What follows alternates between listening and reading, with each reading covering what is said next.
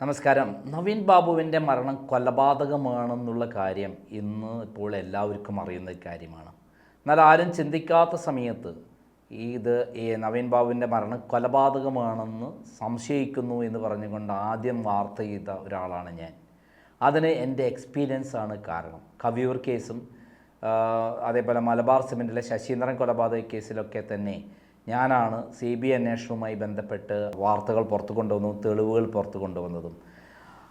അങ്ങനെയുള്ള എന്നെ സംബന്ധിച്ചിടത്തോളം നവീൻ ബാബുവിൻ്റെ മരണം നടന്നതുമായി ബന്ധപ്പെട്ട വിവരങ്ങൾ കിട്ടിയ സമയം മുതൽ ഞാൻ കണ്ണൂരിൽ ബന്ധപ്പെടുകയും അപ്പോൾ തന്നെ എനിക്ക് മനസ്സിലായി ഇതൊരു വലിയ റാക്കറ്റ് മാഫിയ സംഘമാണ് അദ്ദേഹത്തെ കൊന്നിരിക്കുന്നത്. അത് മാർക്സിസ്റ്റ് പാർട്ടിയുടെ സമുന്നതരായ നേതാക്കന്മാർ അതിൽ ഉൾപ്പെട്ടിട്ടുണ്ടെന്നും എനിക്ക് മനസ്സിലായി.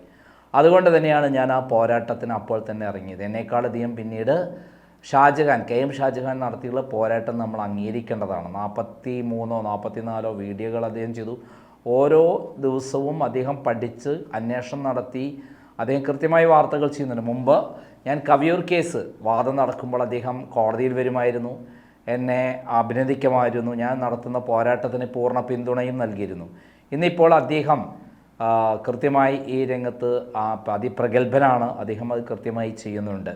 അദ്ദേഹം കൃത്യമായി കാര്യങ്ങൾ പഠിക്കുക മാത്രമല്ല, അദ്ദേഹം മാർക്സിസ്റ്റ് പാർട്ടിയുടെ ഉള്ളിൽ നിന്ന് കൃത്യമായിട്ട് വിവരങ്ങൾ ശേഖരിക്കുകയും ഇതൊരു ആസൂത്രിത കൊലപാതകമാണ്, മാർക്സിസ്റ്റ് പാർട്ടിയിലെ സമുന്നതരായ നേതാക്കന്മാർ ഇതിൽ ഉൾപ്പെട്ടിട്ടുണ്ടെന്നും അതിന് ആസൂത്രിതമായി കൊലപാതകം നടത്താൻ വേണ്ടി കൊട്ടേഷൻ ടീമിനെ ഏൽപ്പിച്ചിട്ടാണ് ഇത് നടത്തിയതെന്നും അദ്ദേഹം പറയുകയാണ്. ഇത് തന്നെയാണ് ഞാൻ പറഞ്ഞിട്ടുള്ളത്, വ്യത്യാസമൊന്നുമില്ല. എന്തായാലും അദ്ദേഹത്തിൻ്റെ പ്രവർത്തനങ്ങളെ അഭിനന്ദിക്കോടൊപ്പം തന്നെ ഏറ്റവും പ്രധാനപ്പെട്ട ഒരു കാര്യം പറയാനുള്ളത്, ഞാൻ പോസ്റ്റ്മോർട്ടം അട്ടിമറിക്കപ്പെട്ടു എന്ന് ഞാൻ അപ്പോൾ തന്നെ പറഞ്ഞിരുന്നു. ആ പോസ്റ്റ്മോർട്ടം അട്ടിമറിച്ചതിനുള്ള കുറേ കാരണങ്ങൾ പറഞ്ഞിട്ടുണ്ട്. അതിൽ ഏറ്റവും പ്രധാനപ്പെട്ട കാര്യം, ഒന്ന് പ്രശാന്ത് എന്ന് പറയുന്ന ബിനാമിയായി പ്രവർത്തിക്കുന്ന അവിടുത്തെ പരിയാരം മെഡിക്കൽ കോളേജിലെ ഇലക്ട്രീഷ്യൻ, അദ്ദേഹമാണ് 98,500 രൂപ കൈക്കൂലി കൊടുത്തു എന്ന് പറഞ്ഞ ആരോപണമായി എത്തിയത്. അതോടൊപ്പം തന്നെ അദ്ദേഹം മുഖ്യമന്ത്രിക്ക് പരാതി കൊടുത്തിരുന്നു, കള്ളം പറയുകയുണ്ടായി.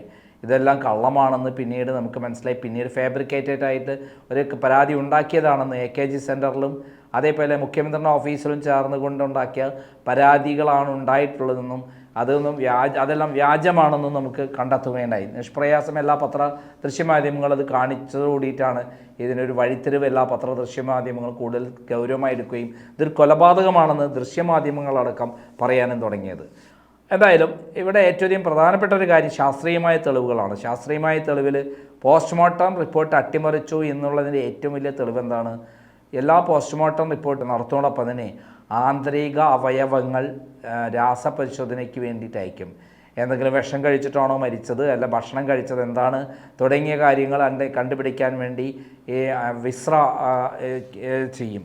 അതായത് ആന്തരിക അവയവങ്ങൾ എന്ന് പറഞ്ഞാൽ കുടൽ, ചെറിയ കുടലും വലിയ കുടലടങ്ങാവുന്ന ഒരു വിഭാഗമാണ് ഇത് കൃത്യമായി രാസപരിശോധനയ്ക്ക് കെമിക്കൽ ലാബിലേക്ക് അയക്കുകയും അതിൻ്റെ റിസൾട്ട് വരണം. എന്നാൽ അങ്ങനെ ഒരു സംഭവം ഇവിടെ ഉണ്ടായിട്ടില്ല. അങ്ങനെയൊരു ആന്തരിക അവയവങ്ങൾ ഇവിടെ നിന്ന് അടുത്ത് അയക്കുകയോ ഒന്നും ചെയ്തിട്ടില്ല. പിന്നെ തലയിൽ ക്ലോട്ട് ഉണ്ടോ എന്നെല്ലാം പരിശോധിക്കാൻ വേണ്ടി തലയുടെ ബ്രെയിനിൻ്റെ എല്ലാ ഭാഗങ്ങളും എവരി പ്ലേസ് കൃത്യമായി പരിശോധിക്കും. അങ്ങനെ ഒരു സംഭവമില്ല. തല തന്നെ യാതൊരു കീറലില്ലാതെയാണ് നമ്മൾ കണ്ടെപ്പെട്ടത്.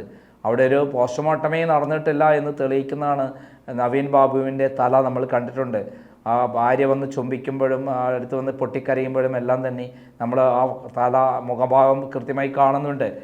അപ്പോൾ ഇതേപോലെ തന്നെയാണ് ലിവർ എന്ന് പറയുന്നത് വളരെ പ്രധാനപ്പെട്ടതാണ്. അതിലെന്തെങ്കിലും സംഭവിച്ചിട്ടുണ്ടോ എന്ന് പരിശോധിക്കേണ്ടതുണ്ട്. ഇതൊന്നും തന്നെ ഇവിടെ പരിശോധിച്ചതായിട്ട് കാണുന്നില്ല. പിന്നെ ശരീരത്തിൽ എവിടെയെങ്കിലും സിറിഞ്ചിൻ്റെ പാടുണ്ടോ എന്ന്, സിറിഞ്ച് കൊണ്ട് കുത്തി വെച്ചതായിട്ടുള്ള പാടുണ്ടോ എന്ന് പരിശോധിക്കേണ്ടതുണ്ട്. അങ്ങനെ ഒരു സംഭവം ഇതിനകത്ത് നടന്നില്ല. ഇതിൽ വളരെ കൃത്യമായി പറഞ്ഞാൽ ആളെ കൊന്ന് കെട്ടിത്തൂക്കി എന്നുള്ളതാണ് സത്യം. കെട്ടിത്തൂക്കി എങ്ങനെയാണ്? അദ്ദേഹം മരിക്കുന്നതിന് മുമ്പാണ് കെട്ടിത്തൂക്കിയതെങ്കിൽ അദ്ദേഹം പെടഞ്ഞു കഴിഞ്ഞാൽ താഴേക്ക് പതിക്കും. അങ്ങനെ ഒരു 0.5 സെൻറ്റിമീറ്റർ എന്നുള്ള പ്ലാസ്റ്റിക് ചരടിൽ എങ്ങനെ കെട്ടിത്തൂക്കാൻ പറ്റും? ഒരിക്കലും പറ്റില്ല. അതേസമയത്ത് മരിച്ചു കഴിഞ്ഞ ഒരാളെ, ഒരു ബോഡിയെ 55 കിലോ ഉള്ള ബോഡിയെ കുറച്ച് സമയത്തേക്ക് കെട്ടിത്തൂക്കാൻ പറ്റും. അത് രാവിലെയാണ് കെട്ടിത്തൂക്കിയതെന്ന് നമുക്ക് മനസ്സിലാക്കാൻ പറ്റും. അതാണ് ഒരു ഇന്നോവ കാർ അദ്ദേഹത്തിൻ്റെ ADM നവീൻ ബാബുവിൻ്റെ വീടിൻ്റെ മുന്നിൽ രാവിലെ ഉണ്ടായിരുന്നു എന്നുള്ള പറയുന്നൊരു കാര്യം. നവീൻ ബാബുവിൻ്റെ വീട്ടിൽ എൻ്റെ മുന്നിൽ രാവിലെ പുലർക്കാലത്തൊരു ഇന്നോവ കാർ അജ്ഞാതരായ ആളുകളെയും കണ്ടിരുന്നു എന്ന് പറയുന്ന ക്രൈം പുറത്തുവിട്ട വാർത്ത ശരിയാണെന്ന് തെളിയിക്കുകയാണ്. ഇവിടെ നമ്മൾ മനസ്സിലാക്കേണ്ട കാര്യം, ഇതിൽ പ്രമുഖരായ നേതാക്കന്മാർ ഉൾപ്പെട്ടിട്ടുണ്ട്. ദിവ്യ എന്നൊരു പ്രധാനപ്പെട്ട നേതാവല്ല, അതിനും വലിയ വമ്പൻ നേതാക്കന്മാരുണ്ട്. പിണറായി വിജയൻ്റെ ഓഫീസിലെ പ്രമുഖൻ ആരാണ്, അദ്ദേഹവും പി ശശി അടക്കമുള്ള നേതാക്കന്മാർക്ക് ഇതിന് പങ്കാളിത്തമുണ്ടെന്നുള്ള വിവരങ്ങൾ കൃത്യമായി പുറത്തു വന്നു കഴിഞ്ഞു. ഏറ്റവും പ്രധാനപ്പെട്ട കാര്യം, എം വി ജയരാജനെ മാത്രം എടുത്താൽ മതി. അദ്ദേഹമാണ് ഈ കുടുംബത്തിന് ഈ ബോഡിയെ കടത്തിക്കൊണ്ടു പോകുന്നതിൽ നിർണായക പങ്ക് വഹിച്ചിട്ടുള്ളത്. കളക്ടറും എം വി ജയരാജൻ ഈ ബോഡിയുടെ കൂടെ അനുഗമിക്കുകയും ആ വീട്ടിൽ പോയി അവരെ പറഞ്ഞ് മനസ്സിലാക്കിയതാ ഞങ്ങൾ കൃത്യമായി പ്രവർത്തിക്കുന്നുണ്ട്, ഇൻക്വസ്റ്റ് കൃത്യമായി നടന്നിട്ട് പോസ്റ്റ്മോർട്ടം നടത്തിയിട്ടുണ്ട്, ഇനി നമുക്ക് ബോഡി വേഗം സംസ്കരിക്കാമെന്ന് നിർബന്ധിച്ച് ബോഡി സംസ്കരിപ്പിച്ചിട്ടുള്ളതും കത്തിച്ചിട്ടുള്ളതും എം വി ജയരാജനാണ്. അതുകൊണ്ട് എം വി ജയരാജൻ ഈ കേസിലെ മുഖ്യപ്രതിയാണെന്ന് നമുക്ക് പറയാൻ പറ്റും. ഇതേപോലെ കളക്ടർ നമുക്ക് ഉറപ്പിച്ച് പറയാൻ പറ്റും, ഇൻക്വസ്റ്റും പോസ്റ്റ്മോർട്ടം നടത്തിക്കാൻ പരിയാരം മെഡിക്കൽ കോളേജ് എന്ന് പറയുന്ന ദിവ്യയുടെ ഭർത്താവ് പ്രവർത്തിക്കുന്ന, അല്ലെങ്കിൽ മാർക്സിസ്റ്റ് പാർട്ടിയുടെ എല്ലാ വൃത്തികേടുകൾ കൂട്ടി നിൽക്കുന്ന, അവിടെ മാർക്സിസ്റ്റ് പാർട്ടിയുടെ ഓഫീസിൽ നിന്ന് എഴുതി കൊടുക്കുന്ന റിപ്പോർട്ട് വെച്ച് പോസ്റ്റ്മോർട്ടം റിപ്പോർട്ട് തയ്യാറാക്കുന്ന ഡോക്ടർമാരുള്ള കണ്ണൂരിലെ പരിയാരം മെഡിക്കൽ കോളേജ് എന്ന് പറയുന്ന അധോലോക മാഫിയ കേന്ദ്രമാണ്. ആ കേന്ദ്രത്തിൽ നിന്നാണ് ഇത് ഇത്തരം റിപ്പോർട്ട് ഉണ്ടാക്കിയത് എന്ന് പറയുമ്പോൾ നമ്മൾ കൂടുതൽ എന്തെങ്കിലും പറയേണ്ട ആവശ്യമുണ്ടോ? വീട്ടുകാർ ആവശ്യപ്പെട്ടിട്ടും എന്തുകൊണ്ട് മെഡിക്കൽ കോളേജ് കോഴിക്കോടേക്ക് മാറ്റിയില്ല? അപ്പോൾ ഇവിടെയൊക്കെ തന്നെ നമ്മൾ വളരെ ഗുരുതരമായിട്ട് ഈ കാര്യത്തെ കാണേണ്ടതുണ്ട്.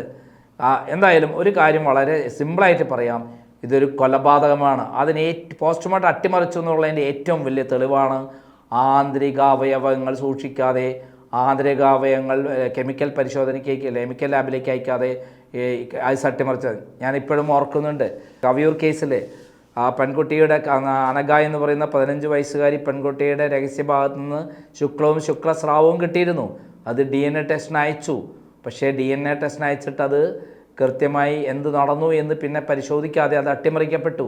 പരിശോധിച്ചില്ല DNA, ആ ശുക്ലവും ശുക്ലസ്രാവവും അത് കംപ്ലീറ്റ് നശിപ്പിച്ചു.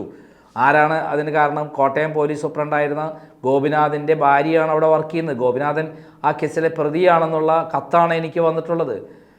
ശ്രീമതി ടീച്ചറുടെ മകനടക്കം പ്രതികളാണെന്ന്, മകനാണ് ബലാത്സംഗം ചെയ്തതെന്ന് പറയുന്ന പ്രധാന വിവരമടങ്ങിയ കത്തുകൾ അടക്കമാണ് എനിക്ക് ഒരു പോലീസുകാരൻ അയച്ചിട്ടുള്ളത്. ഈ കൊലപാതകത്തിന് വേണ്ടി അയച്ചിട്ടുള്ള സംഘത്തിൽപ്പെട്ട ഒരു പോലീസുകാരനാണ്. അയാൾക്ക് ദുഃഖം സഹിക്കാൻ വയ്യാതെ എനിക്ക് കത്തയച്ചുള്ളത്. അതിൻ്റെ ഒരു അഫിഡവിറ്റ് തന്നെ ഞാൻ കോടതിയിൽ സമർപ്പിച്ചിട്ടുണ്ട്.